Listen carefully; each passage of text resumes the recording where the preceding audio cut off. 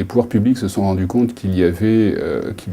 quelque part une grande distance entre le tout sécurité d'un côté et le zéro sécurité de l'autre. Alors on pouvait déjà mixer un petit peu les choses en souscrivant des contrats dits multisupports, c'est-à-dire qui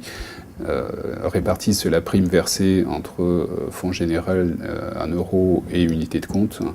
Le concept de contrat diversifié a également été développé, alors c'était aussi dans la loi Fillon en 2003 à propos du PERP, et ça a été confirmé par la suite en 2005 me semble-t-il, sur les contrats d'assurance vie, généralement quelconques, où on a essayé de donner des garanties aux assurés, donc la garantie de ne pas perdre tout ou partie de l'épargne confiée à un assureur, et la performance, c'est-à-dire l'espoir d'avoir un petit peu plus que ce que peut procurer un fonds général. Donc ce sont les contrats diversifiés qui sont peu répandus à ce jour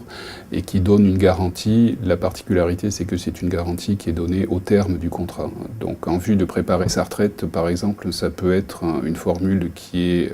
optimale, puisque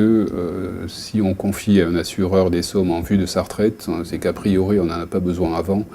et donc sur un très long horizon, l'assureur pourra placer ces sommes-là sur des actifs plus risqués, typiquement des actions, qui sont aussi plus performants. Et donc on allie et la performance et la sécurité à terme, mais on n'a pas une sécurité à tout moment. Donc ces contrats diversifiés ont été conçus pour trouver un meilleur équilibre du point de vue de l'assuré entre performance et sécurité, et sur des horizons longs comme le sont les horizons retraite, ce sont des contrats qui sont particulièrement adaptés.